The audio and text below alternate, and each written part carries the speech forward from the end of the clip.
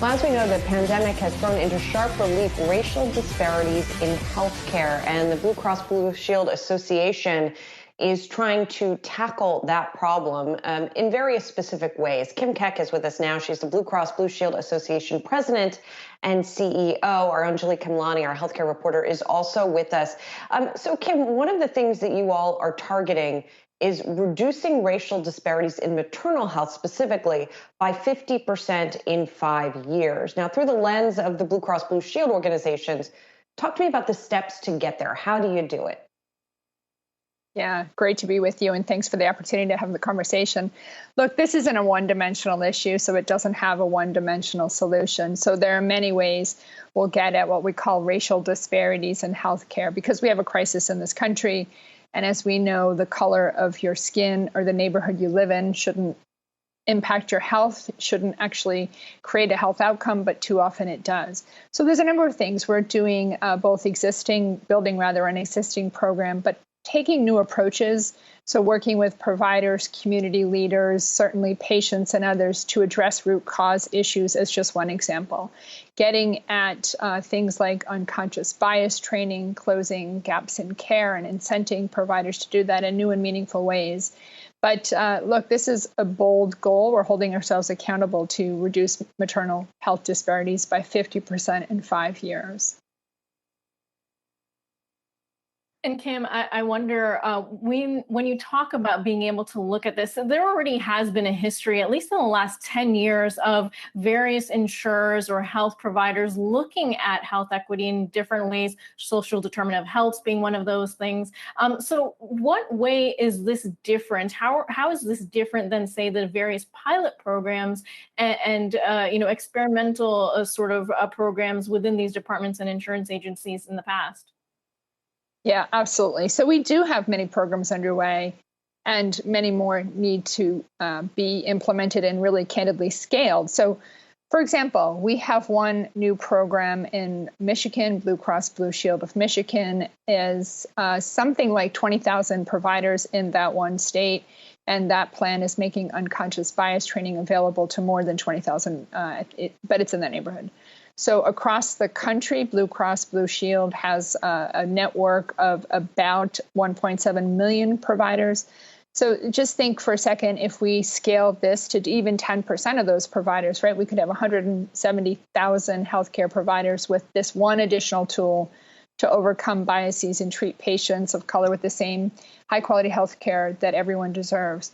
But it's certainly more. It's building on another program we have. Care First is a program in the Mid-Atlantic. They've been working on racial disparities for some time, but it's a multi-stakeholder approach, right? This is about things like prenatal nutrition. This is about things like getting babies access to seeing their pediatrician, home visits, if you like. This is community health workers coming together and actually addressing issues in the home. This one program in Baltimore has actually reduced infant mortality by about 30% in the last several years. So scaling those programs would be some of the examples I'd give you, but this is even broader than that, right? This is getting at those root causes. This is getting at closing gaps in care. This is building on a pledge we took a year ago, June of 2020, where 36 at the time Blue Cross Blue Shield companies came together and said, we are committing to a pledge for meaningful change in health disparities and systemic racism and injustice in our communities. But this is the next chapter in that, by articulating and speaking with so many about our long-term goals to address these issues. So explain to me how this converts into something scalable, and especially the impact of who bears the burden of the cost in this process. Because in order to expand these programs, the problem has been that it costs more than the return that you get for addressing some of these issues. How do you address that problem? Well, first and foremost, ineffective care is the most expensive care at all. So we have to start by addressing some of the root cause issues because we have a crisis in this country. So we'll be holding ourselves accountable to things like measuring our success over time. And look, we're going to be identifying the ways that work best and the best ways to work, I guess I'd say. One of the measures we will use, to your point of measuring success and really understanding if these programs work, is using something the CDC publishes, which is called severe maternal morbidity. So again, we're focused on maternal health in the short term, and in the short term rather.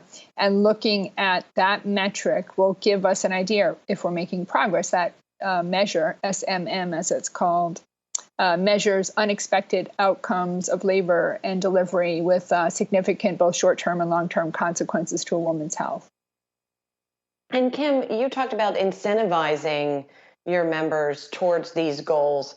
Do you have any sticks? I mean, those are the carrots. Do you have any sticks also that you can use?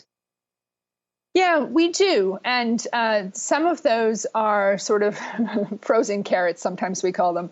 But because think about a stick, right, as a potential to say, here, this is what I'll call a bundle of care.